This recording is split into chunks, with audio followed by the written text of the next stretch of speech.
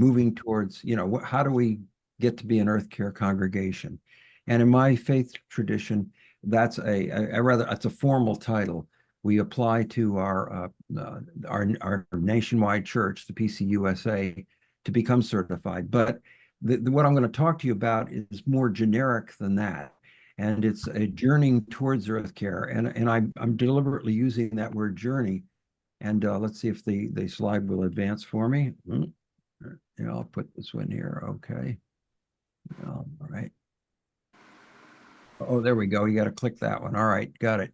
And this is a little bit about the church, when we were founded, our budget and that sort of thing, but that's moderately interesting. And then, okay, it's a journey, not a destination. You're going to take 3 steps forward and 2 steps back. And other days, you're going to take 1 step forward and 4 steps back.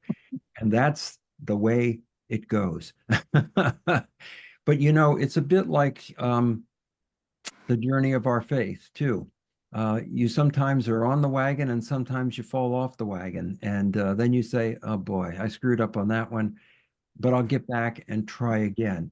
So it's like the goalposts are constantly moving. And so you have to kind of go with the flow here and not be discouraged when things don't go quite the way you had hoped. Okay, so what do you call this thing that you're going to put together? A rose is still a rose, right? We call ourselves the Earth Care Team because the Presbyterian Church USA has a program called Earth Care Congregations, and so it makes a lot of sense to call ourselves the Earth Care Team. But for you guys who may or may not be Presbyterians, that doesn't make any sense at all. Great. Doesn't matter what you call yourself. I've seen these different names for the similar kinds of organizations. Some people call themselves a green team. Hey, it rhymes. Why not?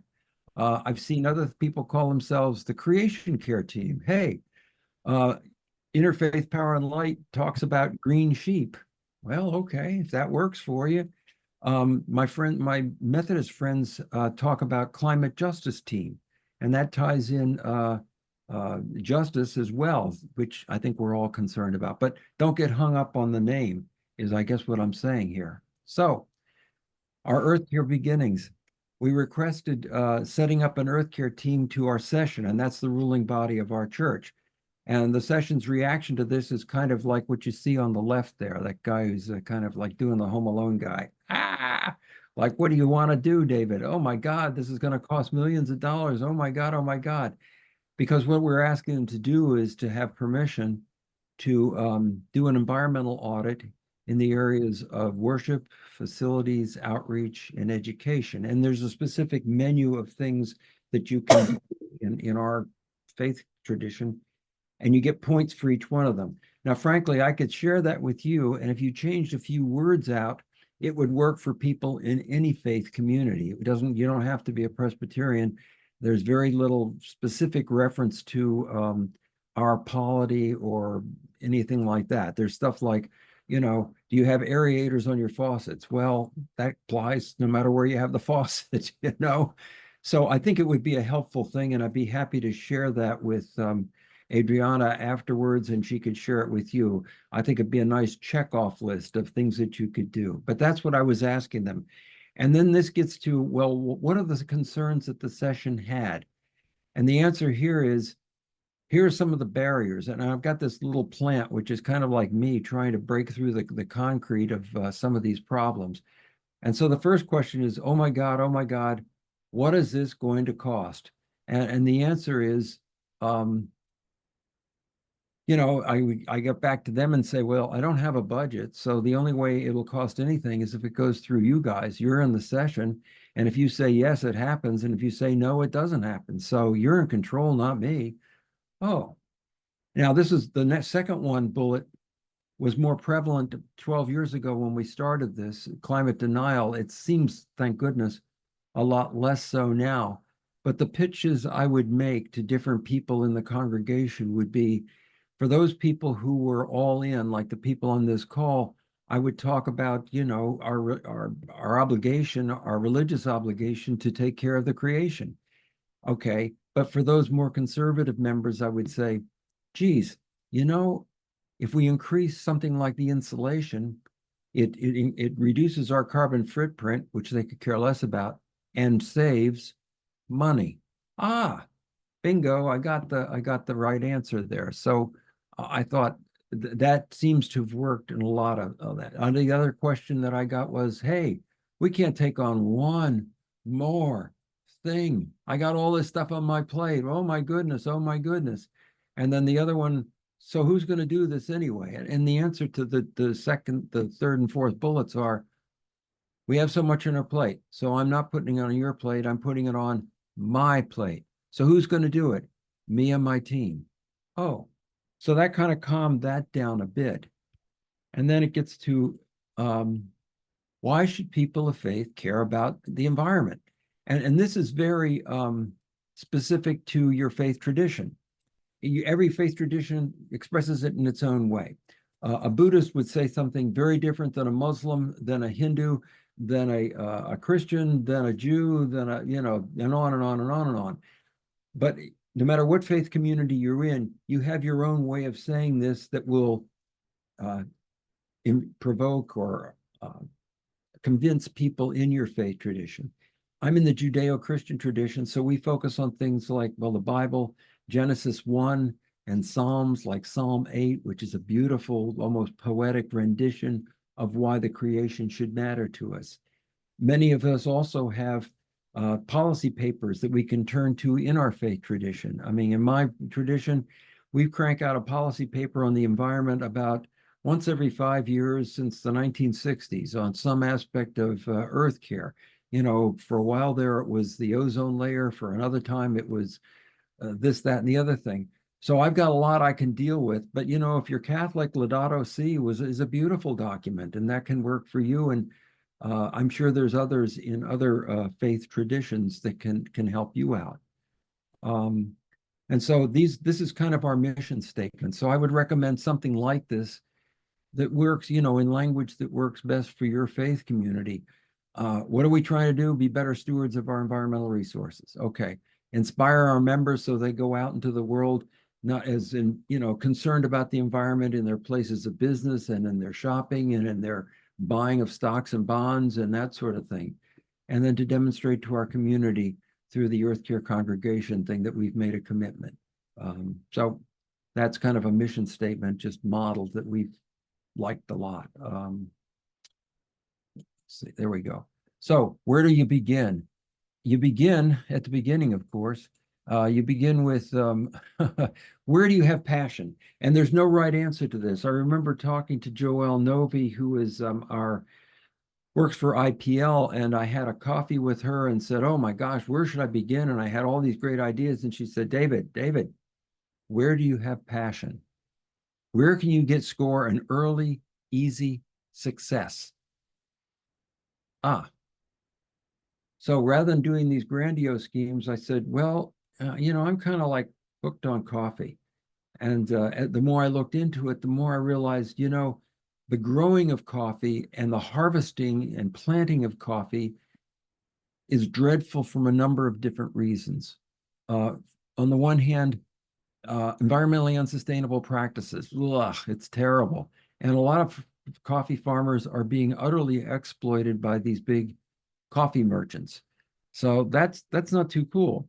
So what do you do about it? And the answer is, so for coffee, purchase fairly traded coffee and tea. And how do you know it's fairly traded? Because it should have this little sticker on it or something similar to it that tells you. And if you can look on their website, they'll brag about it. Now, hopefully it's not greenwashing and they're not just saying it, but there are organizations out there that will check up on you if you try to claim that you're fairly traded and you're not practicing that. So I took this as a policy issue to my session and said, all right, we're going to make a policy that will only buy fairly traded coffee and tea. Okay. And then, of course, the obvious question came back, what's this going to cost? And I said, well, it will cost more. Oh my God. Oh my God. And so the answer was, how much more? And I said, well, if you divide the additional amount against the number of people in the congregation, the answer is it'll cost $0.25 a year per person.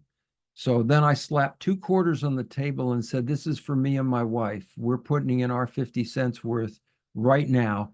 And I hope you'll join me with this. I know it's a big lift, a heavy lift to get that quarter out of your pocket. And then they said, well, okay, I guess we can deal with that. So, okay, so that was coffee. Then the next year, uh, we did a lightweight, a level 1 energy audit by a company called Leap, which works with Dominion, and they'll do these things. They're okay, and they'll give you a good, quick energy audit. And they noticed the obvious that, geez, we've got a lot of incandescent lights. So we applied to get a power to change grant from my presbytery, which we got, and we replaced nearly all the incandescent bulbs with LEDs. So that was a big early win for us. And then what has worked, what has not worked yet? And what I mean by this is I haven't given up. We explored the whole idea of solar at our congregation. And the big stumbling block for all of our congregations is, wow, great idea, but boy, is it expensive. Yes, it is. It was somewhere in the $300,000 to $400,000 range to do the roof on our church. So the big question then becomes, how are you going to pay for it? And I think we figured out a way of doing it using what's called a power purchase agreement, where you get an investor to buy the stuff. That investor owns the panels, and then they sell the electricity to your church at a rate that's less than Dominion. Okay, so all of that sounds good. And then over time, they recoup their investment, and then they sell it back to you when they're all done. So the only thing that's sort of stopping us from doing this is, in talking to experts at the Fairfax County, they have suggested that you should not go solar if your roof is more than 5 years old, because, and our roof is, geez, it was put on 22 years ago. So, I don't know if it's a 25-year roof or a 30-year roof. And the cost to take down the panels and put them back up was estimated to be somewhere between $60,000 and $100,000. Yikes. So we're just going to put that on hold until we get to the point where we need a new roof. And then my pastor says, well, we can do that, David, or, we can pray for a really bad, hailstorm. I mean, maybe that might work. I said, well, you're in charge of prayer, sir, not me. So I'll let you deal with that. And so insulation's another one that we're working on, but not yet. And I'll tell you a little bit more about that in just a minute.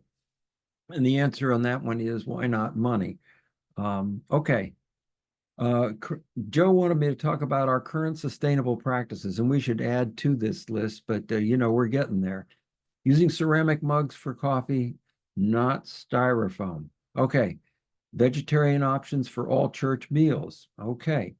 Composting, we just started that. I'm going to tell you a little bit more about that in just a second. We're recycling, of course.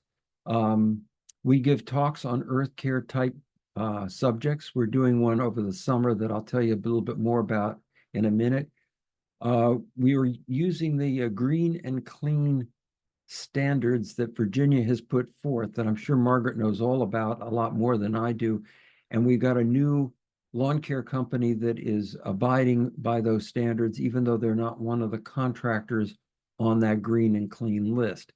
And I like to think that that's better. And we're trying to reduce the amount of lawn, but that's a heavier lift.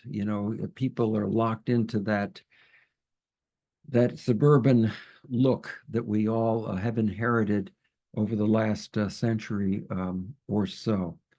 So what are we doing this year? We got a level 2 energy audit. Facts helped us pay for that. Level 2 is a much more in-depth look at all of your functions. And they came up with 3 areas for improvement. The first was to optimize the software for our HVAC system. And what that means is, tweaking it here and there. That is already done. It cost us about $2,700 to do, but it's a done thing. We've done that. That's good. The second thing they recommended was improve the level of your insulation. We got a contractor to come in and price that out. Again, the stumbling block, as I mentioned on the previous slide, is money. If you look in our attic right now, they said that the insulation that was put in when it was built, and again, it was built in the 60s and 70s, the code at that point was vastly different than it is now. And this stuff deteriorates over time too. So it was probably, they were rating it at probably around R6, whereas the current code is probably around R30 or so.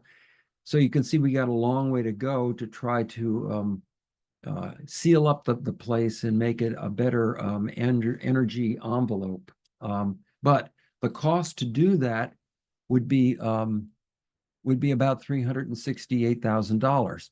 So that kind of stopped us in our tracks right about there. So we're kind of putting that one on hold. We don't have that kind of money. But what I'm saying to our property committee is when we have to replace the roof, and, when we have to raise a lot of money for that and raise the money for the solar panels, we probably ought to think about doing the insulation as well. But again, that's a down the road kind of thing. And so what does that leave out of our level 2 energy audit? And the third one was replace your fluorescent lights. So we did a count, and it turns out we have 586 fluorescent lights burning throughout the building. Again, they were installed in the 70s, and that was the state of the art back then. So we need to replace those. They're you got to replace them with LEDs. But to do that, you also should rewire the fixture because the old fluorescent lights operate on ballasts, and that's a pain in the neck to try to, the ballast goes bad, so the whole fixture goes bad, so then you replace that, and it's just a pain in the neck. New LED fluorescent type lights do not require a ballast. So the idea is to try to replace the fixture with one that no longer requires a ballast. That reduces our maintenance costs. And so I think we can afford to do that in our most heavily used areas, but we can only afford to do that if we can get a county grant.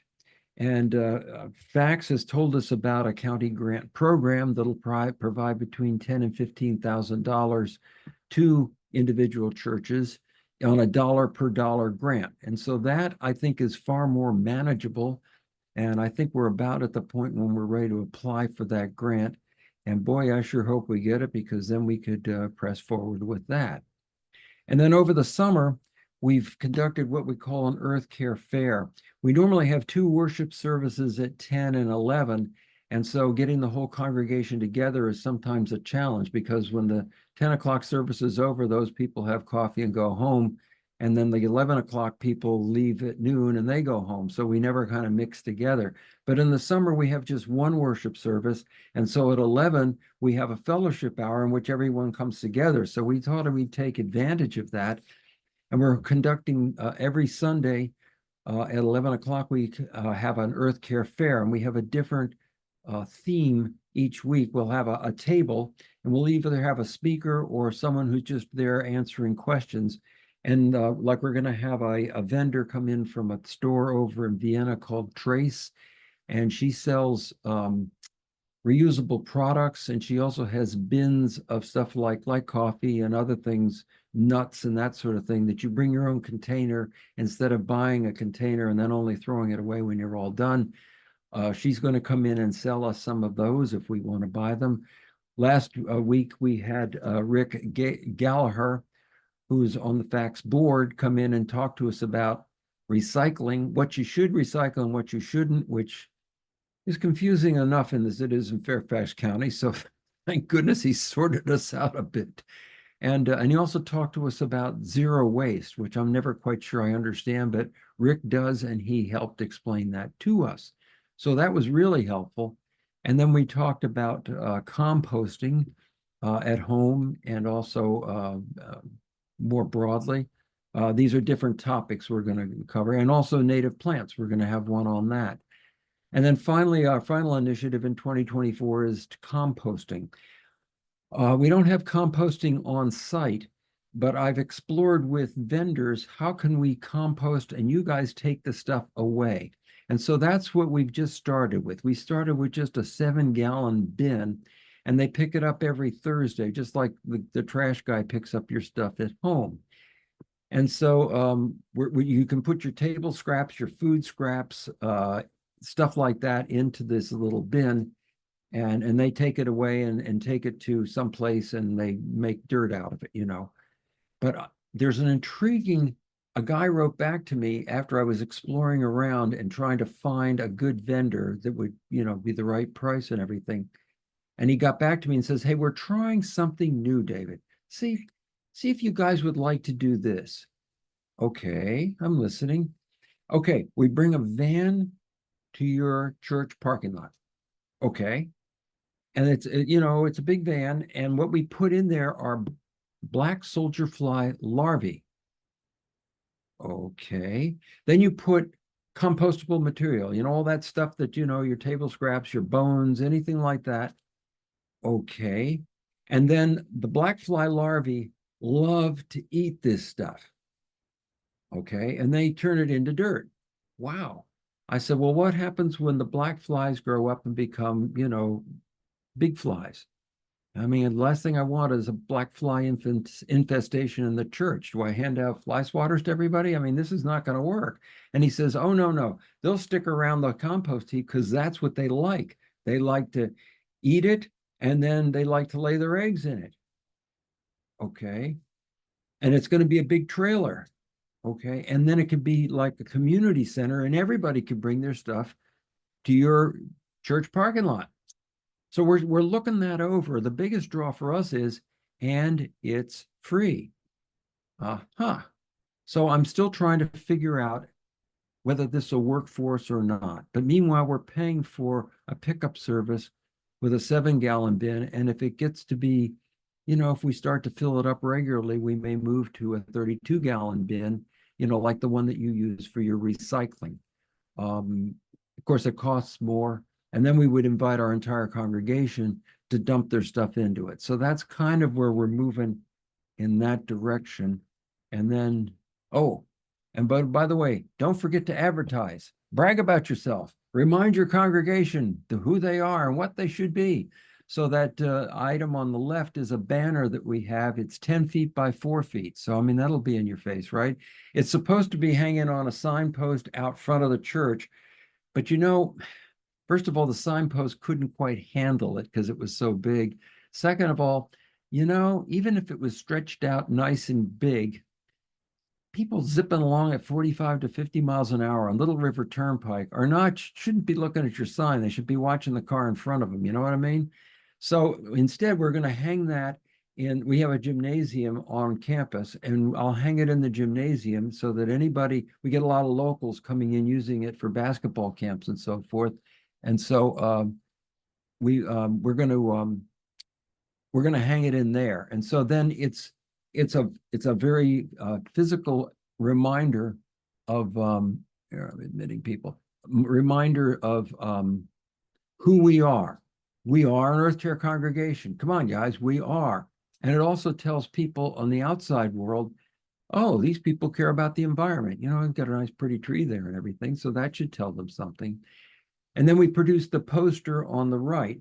And that one is 2 by 3 feet. And it's in the entryway to the main sanctuary. So people see that as they walk in. And it's in the contemporary worship sanctuary. It's on the wall there. And again, it's 2 by 3 feet to try to, it's a reminder, who are we?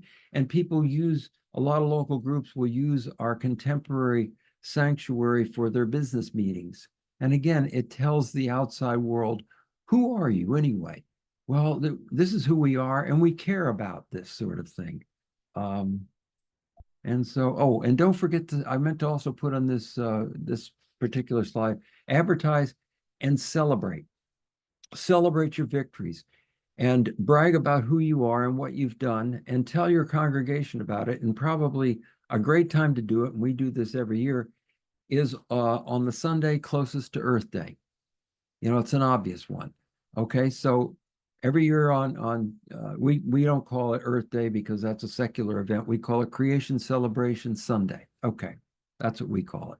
And so we have an art show in which we ask anyone in the congregation to lend to us a picture they've taken of a scene that has no human elements in it, just natural elements, birds or, sunsets or whatever they like, butterflies, whatever.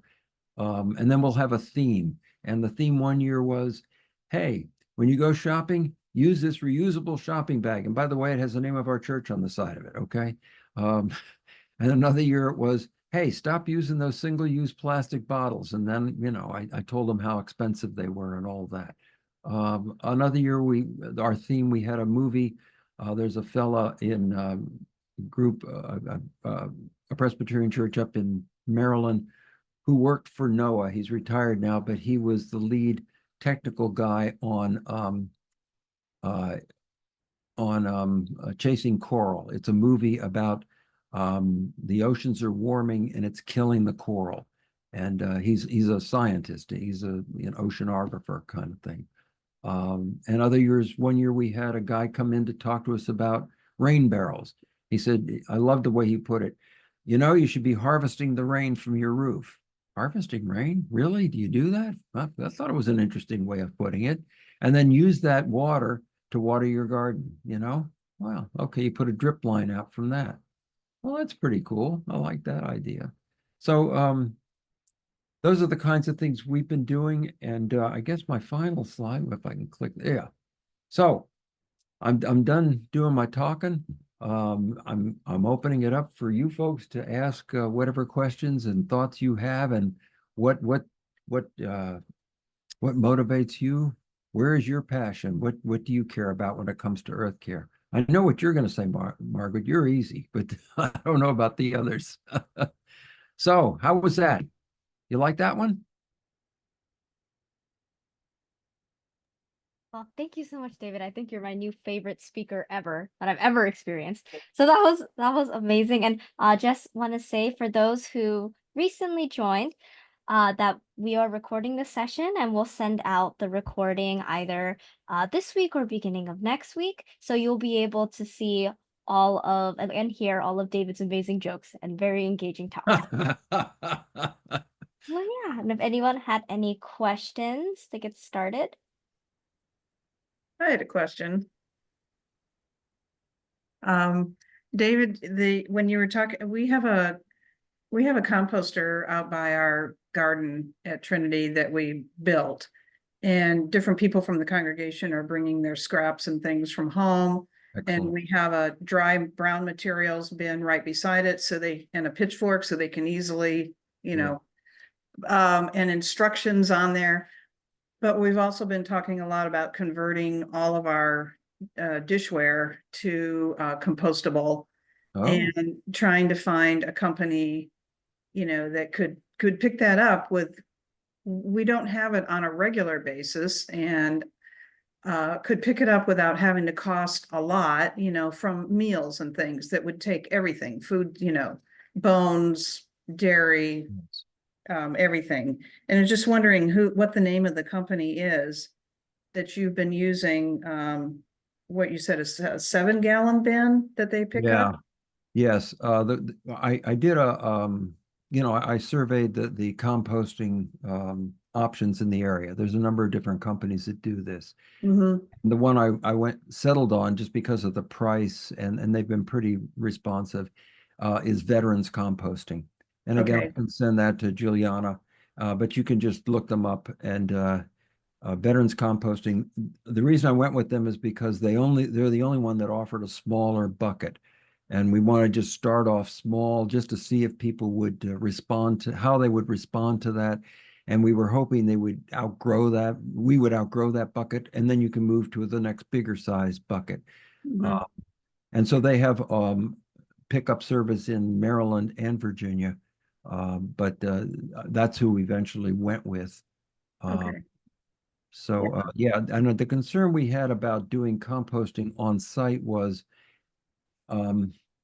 You have to be careful what you compost. You know, if you're composting just yard waste, well, that's no big deal. Grass clippings and leaves and stuff like that and branches and, you know, no big deal. But if you start putting foodstuffs in there, then suddenly the raccoons and the mice and everything find out about you and they you know, I'm just concerned about a raccoon starting to tear the place apart, you know, that compost bin apart. So that's why we preferred to have something when we included table scraps and you know, cooked food that somebody didn't eat the whole thing. I was afraid it would attract animals that we didn't want to attract, and so they would take it off. So then the compost contractor would take it off site. So that was our reasoning there. Okay. Yeah. I understand that. That was our concern too. We've done a lot of education. And I wrote up a very thorough handout for people knowing the difference between commercial composting and backyard composting. And so far, we haven't had any problems. People have only put what appropriate things in there. And we have a lid on it also that allows rain through, but animals can't get in there. But we haven't had a problem yet. But, and we had researched some of the commercial companies, so that's why I was interested to hear who you had decided on and if you're happy with veterans so far. Yeah, I'd say we're happy with them so far, but I got to say I've only been working with them since May, so Okay, but so far so good. They're responsive. Yeah, so that's what we've been working with. I think Joe had her hand up. Yes, David, thank you. Thank you very much. Amazing presentation. I think we knew that we wouldn't be wrong with you providing the guidance, the practice on the whole exercise to motivate others to do the same thing. I just have a question, and it relates to, in your opinion, what have been the most successful practices to Ooh, get people involved? Because I think that the harder piece it is for people who do not have anything, the idea that you have 2 or 3 people who are interested in the congregation, but we don't have volunteers, we cannot carry the whole lot of things. So what are, in your practice, the most successful motivational items to get people, you know, moving forward into this dimension? Thank you. wow. That's a good question. That's a very good question, Joe. What's going to move people to do the right thing? I guess whenever we're talking about doing the right thing, you always want to make it easy for people to do the right thing, you know? If you put barriers in the way, that doesn't help. I thought it was helpful to have, I'm just thinking now that we had a wonderful session by Rick Gallagher on recycling, and everybody, you know, if you say to the whole congregation, do you want to recycle? And of course they'd say yes. They want to do the right thing. Yeah, but you know, it's so confusing in Fairfax County that I don't know what I'm supposed to do. So Rick laid it out very nicely, and we got really good, you know, participation and lots of people waiting around afterwards and asking him questions. And you know, can I do this or should I not do this? I thought that worked out very well. Um, I thought that was good. And the other one that I really liked, Joe, and this is just plays to something I like doing, which is I'm an amateur photographer and I love taking pictures of the creation. I take pictures of animals and landscapes and all that kind of stuff. And you know, I post them regularly in local venues and so forth. And so I encourage people, okay, go out, just use your cell phone for goodness sakes, and go out and take pictures of the natural world. And, you know, make a print of them. You know, just go over to Costco for goodness sakes, or, you know, CVS and make a print. It doesn't have to be, this is the National Gallery of Art for goodness sakes. Just do that. And then we posted them and we've got some wonderful panels that allow them to be posted in such a way that you feel like you're walking into an art gallery. And so we do that on Earth Day, on our Sunday nearest Earth Day. And people are like, wow, that's really cool. And look at all these things. And people feel really good about, wow, I'm an artist. Or, it inspires them to want to know more about the natural world and to appreciate it more. So I think those are two things that have gotten broader audience participation? But it's a wonderful question, Joe. Thank you. I appreciate that one. Sorry, as a follow-up on the things, Yeah. do you have a newsletter that is sent and there are articles, blurbs, phrases about this kind of things or not? Is that No, something that not you guys really. have as well? No, we have never done a newsletter. Okay. That's a great idea, though. Wow. Other questions? I see some people just joined us. Betty, what do you think? I wanted to say, I echo Adriana, and sorry, I'm not pronouncing this right. Andriana's statement that you are an excellent speaker, David. I'm sorry I missed the first part of your presentation, and I'm excited to hear that it's recorded, and I will happily watch it. But you just in this very small bit, you inspired me. So I belong to Temple Road of Shalom in Falls Church, and they have a very active environmental situation. We have solar on the roof. They've been working on sustainability issues, including, Joan, one of the things they were trying to figure out is if people have events, could they tell them get compostable paper, napkin, whatever. So all you'd have to do is like wrap it up and throw it away. I don't think we've actually gotten that far. Like, I don't know what they've done, but I will inquire about that and find out if what they're doing about that. I don't think they're actually collecting compost on site or anything that you guys are doing. But anyway, so I'm always intrigued on how to expand. But I wanted to say I'm a huge fan of art, and I think you're and showing, I guess, connecting people. And so I think, David, your concept of the art contest or whatever in April around Earth Day is a fantastic idea. And I could really see that being a fantastic idea. One of the things that we struggle with is there's a small team of people at Road of Shalom who are very interested in this. But it's a huge congregation. And are you influencing people? Like, are you pulling people in? Like, you have the opportunity to make a huge difference, but you never know. Like, is it just this small group of people, or so I love the idea, this April thing. And I don't know, I don't know if they would do it, but maybe the high holidays are the time for Jewish people when people are coming to the temple, a lot of people. So I don't know if there's a way to pull that in. That's in October this year. And so I'm gonna talk to them about whether there's whether even something in a small way we could do to show the what you said is sort of like creation at its finest or whatever. It really inspires you to think about God and religion and nature and all around you, I think. Yeah, Betty, I mean, I don't know, of course, I'm Christian, so I don't know the Jewish holy days, but are there some of the holy days that you have are they more creation focused, that you could take advantage of those? Seeing I'm talking completely out of ignorance.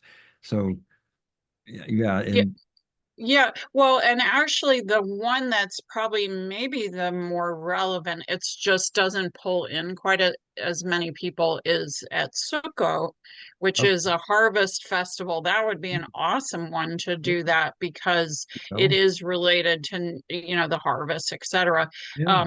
It's the only difference is the one, the high holidays, Rosh Hashanah and Yom Kippur, is when everybody comes. Not every, you have a great decline in how many people actually come to the temple on the other times. But it's anyway, it's a good point to focus, and I think it gives me some ideas to talk to them about. So thank you very much for inspiring me. Sure. Yeah, I meant to mention that we do this art show every year on Earth Day. and then people were saying to me, "Oh, can't we just leave it up all the time?" And I said, "Well, there's these panels that kind of go down the middle of the aisle there. I don't want people tripping over them and all that.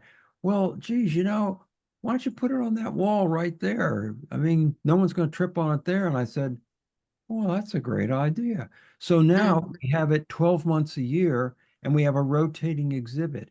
And then I mm, people, that who do this kind of, who take pictures. And again, we're not talking professionals to just make prints, 8 by 10 prints, just go over to CVS, it doesn't cost you anything. And I'll go out and buy the mats. And so I mat them and then I hang them on the wall and then I put a little tab next to them, like a business card size thing, and I'll type that up and it'll say the name of the photographer and the place, you know, Fred X Patagonia, something like that. So because the questions people always ask is, well, where is that taken? That looks pretty cool. And so now they know where and they know who. And then it's a point of pride for them that they've got a picture up there and it's up all the time. And I have a little sign up.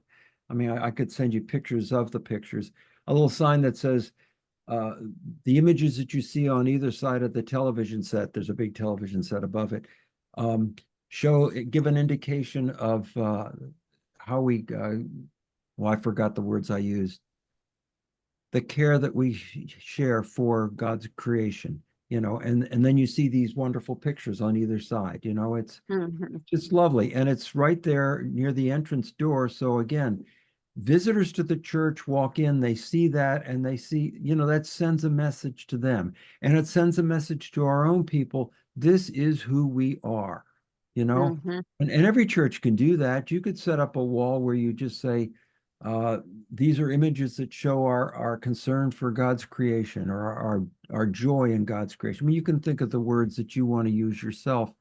Um, and it just it pays to advertise. um, so yeah, good ideas, good thoughts, Betty. Other thoughts? Hey, can I just, yeah, hi. My name's Mireya. I think you guys were talking about like a compost company. I'm in Falls Church and I use Compost Crew, and Oh, they're really great. They're very reliable. They're incredibly um, inexpensive. yeah, They're definitely doable. Yeah, yeah, and they're called Compost Crew. I'm yeah. not sure if they service your area. Yeah, I Um, talked with those folks, and I agree that they sounded fine. They just didn't have a smaller bucket option, so I went with veterans for now. But I think I'm glad to hear that they're good, that they're doing well. Yeah, another thing I wanted to mention is someone who was, I think it was Joe, who was asking about how do you get people excited. And the person that was just talking, she was also mentioning, a small group. But I think the way you get someone excited is just to pick an action and go for it. Even if your group is small, Yeah, once you pick that action and then you brag about it, you say yeah, what the benefit of that was. So in our case, it was no more plastic bottles, no more plastic water bottles. yeah. So we have pitchers of water, and we ended up saving. I forget, it was like 17,000 bottles of water. We calculated how much we used, and then you Wow, brag about it. Um, wow. so you just take one small action, and even if only a small people are participating in it, it will eventually grow. It's a hard process for people to accept, Yeah, but you just brag about one action that you did, and you start from there, and then that's people will join. And one last final thing that I wanted to say is, so someone was talking about compostable picnic stuff, like they were going to have like a fair, and like for the utensils and plates, and that they could all just toss that. But I just wanted to warn you about such things. Sometimes they're not very eco-friendly. Sometimes you think mhm, you're doing something good. You talked about, David, you talked about greenwashing, and that's one of the things, and you have to be really careful. So you're paying more for a product thinking you're doing good. You're willing to pay more for that product because you're thinking it's better for the environment, and then it turns out that it's really not. It's doing the same harm. So think, um, it's to look for information, to really research these things. look for those certifications that the government provides and other organizations provide. You know, like if that product has that certification, look for those things at least. At least you're buying a better product, something that a third party certified as being better, being less chemical, whatever. Yeah, but you have to really sign up to the newsletters of other organizations, all of these, organizations who care about the earth, because that's the only way we're going to really learn what is good, what isn't good, what our impact is. And Fairfax has really good webinars all the time talking about, all of these issues and just explaining why it's an issue and what a possible solution could be. And one last thing, I'm so sorry. I just wanted to say Sustainable Jungle. They are this, I don't know, I see them online and they just explain about products. They explain about what certain certifications are. They explain about why something is green and why and when it's being greenwashed. It's Sustainable Jungle. It's a really good resource. I find them to be a really good resource. But anyway, sorry. Thank you. No, that's terrific. Don't be sorry. I thought that was all great information. Thank you so much. And I was going to also comment on what Betty had mentioned. I think we all go through this. What's the best way? We all have coffee after our worship service, or have a potluck or whatever. And there's always food and drink around. So, what's the most sustainable practice? And right now, I'm trying. Of course, styrofoam is what you don't want. So then I'm trying to get our people right now, hey, we've got all these ceramic mugs. Let's use the mugs, but then someone has to clean them. That's right. And then for like a potluck supper, again, we're using ceramic plates and, knives and forks, and we have our dishwasher. So then someone has to be responsible for cleanup. So the easy way out would be to have paper plates and knives and forks and just pull it all together and throw it in the trash and move on. But that's not sustainable. That's not an earth care practice. And so trying to convince people of a better way to do things. And I've gotten pushback on that too. Well, geez, what about all the water you waste when cleaning these things? Yeah, exactly. Yeah, exactly. Like, oh, that's why my forehead is flat, because I keep doing this. Oh boy. That's when you have to put things into perspective. So you're doing the no cups because really all this plastic, and we could give facts about this, eventually ends up in the oceans. Yes. The top 5 things that kill marine life, one of those things is plastic cups, the plastic bottle caps. So when we talk about that, when we talk about actual numbers and figures and what the effect of this plastic thing is, because so we're wasting resource water, but really we have to, these are hard choices. They're very complex. It affects a lot of things. But the best thing in this situation would be, you're right, it would be the ceramics, because this plastic thing is killing a lot of marine life when it gets into their habitat. And when people hear it that way, it's like, okay, I think they are more willing to come on board. Yeah, great points. Andriana, you want to jump in. Yeah, well, first I want to say that any websites or resources that have been mentioned in the call are linked in the chat as well. So just wanted to say that. And then I had a question more about like the logistics, like how large or how many people are on your Earth Care team?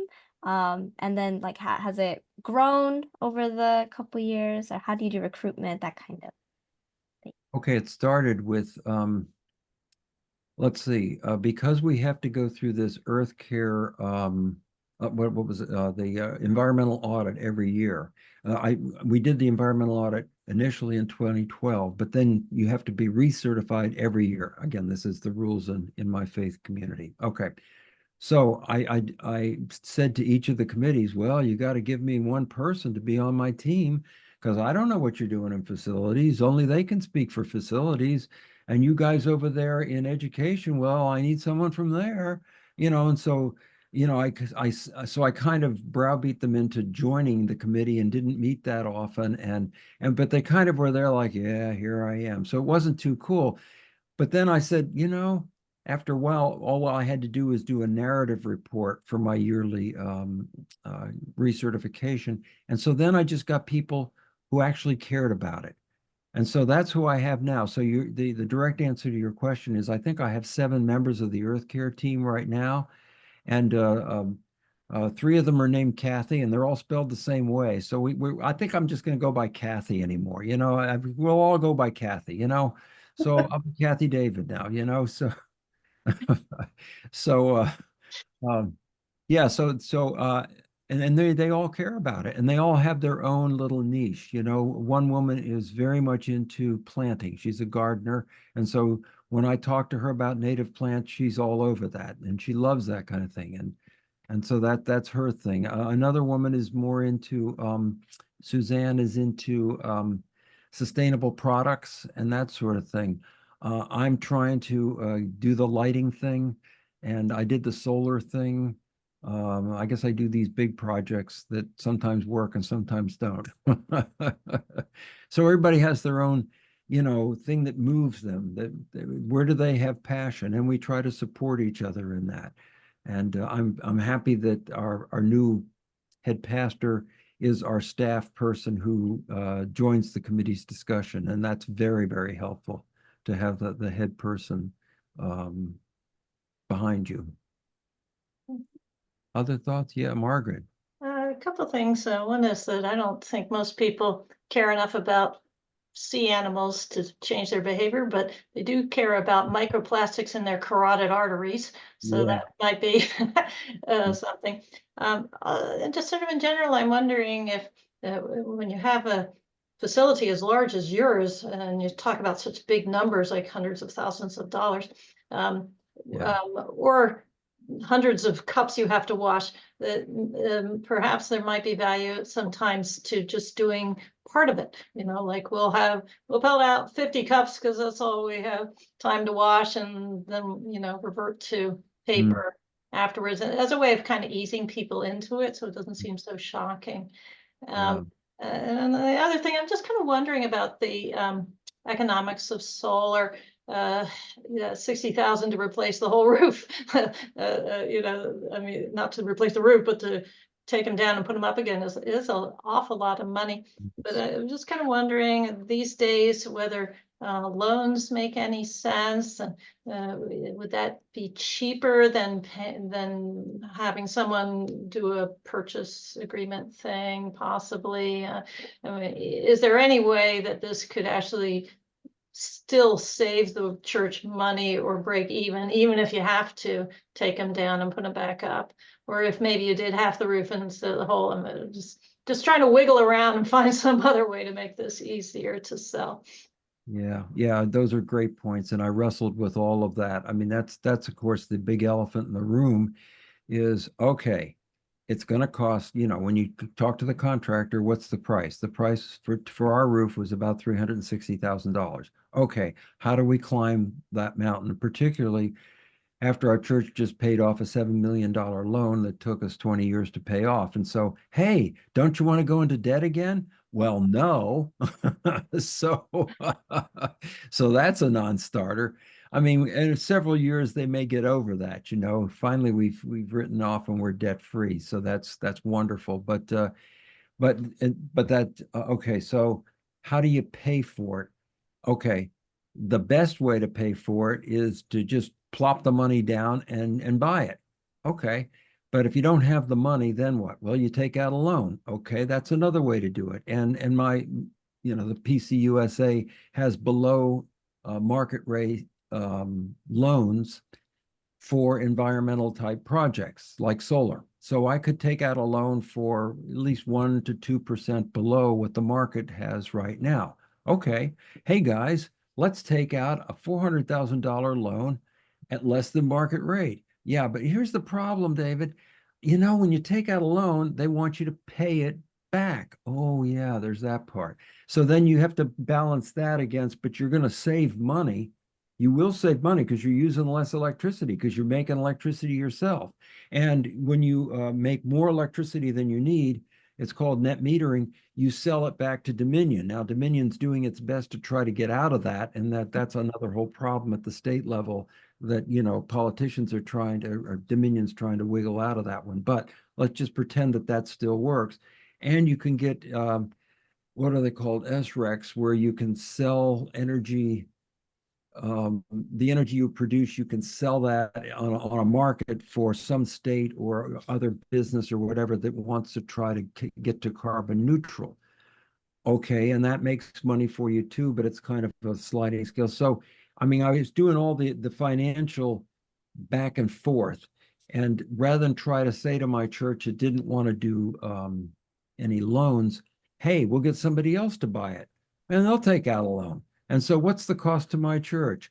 The cost is absolutely nothing. Really? It can't be nothing. Well, yeah, it is, because this other guy's going to buy it, and then he puts it on our roof, and then he maintains it, and he sells us the electricity at below market price. Whoa, that's pretty cool. Yeah. So, I mean, I was getting there pretty good, except this whole business of take it down, put it back up again, and that's very expensive. So, that's where I got stuck. But we could get a hailstorm, you know.